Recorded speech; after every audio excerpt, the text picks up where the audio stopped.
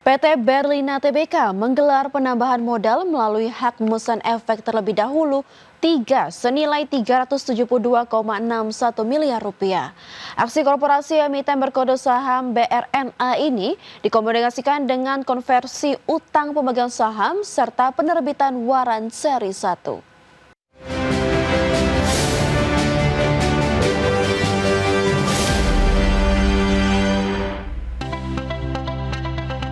PT Berlina Tbk siap menggelar penambahan modal dengan hak memesan efek terlebih dahulu 3 atau rights issue senilai 372,61 miliar rupiah. Berdasarkan prospektus perseroan, emiten dengan kode saham BRNA ini akan menerbitkan sebanyak-banyaknya 543,95 juta saham baru dengan harga pelaksanaan Rp685 per saham. Adapun recording date HMETD bagi pemegang saham yang berhak telah ditetapkan pada 5 Oktober 2026.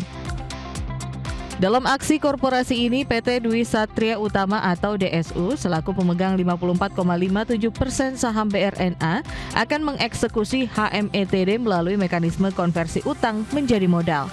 Nilai pokok utang perseroan kepada DSU yang dapat dikonversikan menjadi saham mencapai maksimal Rp264,38 miliar rupiah. Selain bertindak sebagai penyerap HMETD pengalihan, DSU juga siap menjadi pembeli siaga dengan mengeksekusi maksimal 43,07 juta saham atau senilai Rp29,5 miliar rupiah. Bersamaan dengan rights issue, perseroan menerbitkan sebanyak-banyaknya 181,32 juta waran seri 1 atau setara 18,52% dari modal disetor pasca aksi korporasi. Harga pelaksanaan waran ditetapkan sebesar Rp800 per saham dengan potensi memberikan tambahan dana hingga Rp145,05 miliar rupiah.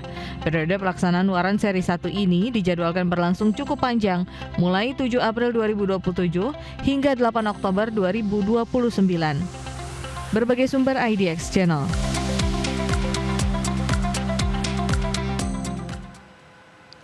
PT Eka Dharma International Tbk bersiap berganti pengendali usai raksasa industri lakban asal China Yowie Group berencana mengakuisisi saham mayoritas perseroan. Rencana aksi akuisisi 51% saham ini langsung meroketkan harga saham emiten berkode EKAD hingga menyentuh batas auto reject atas. PT Eka Dharma International Tbk bersiap menyambut pengendali baru dari industri manufaktur global, di mana pemegang saham pengendali PT Eka Dharma Inti Perkasa telah menandatangani Letter of Intent dengan Fujian Yoyi Adhesive Tape Group pada 11 Agustus 2026 lalu. Dalam perjanjian tersebut, raksasa lakban asal China ini menargetkan pengambil alihan 51% saham beredar atau setara 1,78 miliar saham perseroan. Corporate Secretary PT Eka Dharma International Tbk Li Ping menjelaskan bahwa saat ini Eka Dharma Inti Perkasa menguasai 82,26% dari total modal di setor perseroan. Dengan pelepasan 51% porsi kepemilikan, terdapat potensi bagi pengendali lama untuk tetap memegang porsi saham minoritas. Adapun calon pengendali baru yakni Yoyi Group merupakan grup industri berpengalaman lebih dari 40 tahun yang ditopang oleh 20 basis produksi di seluruh dunia. Adapun rencana penggantian kepemilikan ini direspon sangat positif oleh para investor pasar modal. Usai pengumuman resmi keterbukaan informasi, harga saham perseroan langsung melejit hingga menyentuh batas auto reject atas atau ARA. Saham perseroan tercatat melesat 34,83% dan mengunci posisi penutupan pada level Rp240 per saham. Berbagai sumber IDX Channel. DPR RI akan segera memproses surat Presiden terkait usulan pengisian jabatan Dewan Gubernur Bank Indonesia setelah pembukaan masa sidang pada 14 Agustus 2026. Dalam surpres tersebut, Presiden Prabowo mengusulkan 4 nama, yakni Aida S. Budiman, Solikin M. Juhro, M. Anwar Bashori, serta Destri Damayanti. Ketua DPR RI Puan Maharani mengungkapkan nama-nama calon yang diajukan pemerintah untuk mengisi jabatan Deputi Gubernur Senior Bank Indonesia dan Deputi Gubernur BI setelah DPR menerima surat Presiden beberapa hari lalu. Menurut Puan, pemerintah mengusulkan Aida S. Budiman sebagai calon Deputi Gubernur Senior Bank Indonesia. Sementara itu untuk posisi Deputi Gubernur BI, terdapat 2 nama yang diajukan, yakni Solikin M. Juhro dan M. Anwar Basyori.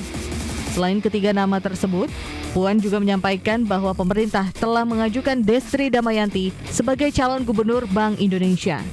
Nama Destri sebelumnya telah diumumkan langsung oleh Menteri Sekretaris Negara Prasetyo Hadi saat penyerahan surprise kepada DPR RI. Ya, alhamdulillah kemarin Pak Menseknek sudah mengirimkan surat kepada pimpinan DPR terkait yang dari Presiden yang disampaikan oleh Mensesnek kepada pimpinan DPR. Puan menegaskan DPR RI akan memproses seluruh nama yang diajukan pemerintah sesuai dengan mekanisme dan peraturan perundang-undangan yang berlaku sebelum nantinya dibawa ke rapat paripurna untuk mendapatkan persetujuan. Adapun proses uji kelayakan dan kepatutan dijadwalkan berlangsung pada pekan depan setelah masa sidang DPR resmi dibuka kembali pada 14 Agustus 2026. Dari Jakarta, Kevin Pakan, Dimas Winardi, Andri Setiawan, IDX Channel. Ya, Presiden Prabowo Subianto mengajukan nama Aida S. Budiman sebagai calon Deputi Gubernur Senior Bank Indonesia. Sosok ekonom senior Bank Indonesia ini memiliki pengalaman panjang di bidang kebijakan moneter, hubungan internasional, hingga koordinasi bauran kebijakan internasional dan nasional. Presiden Prabowo Subianto mengajukan nama Aida S. Budiman sebagai calon Deputi Gubernur Senior Bank Indonesia.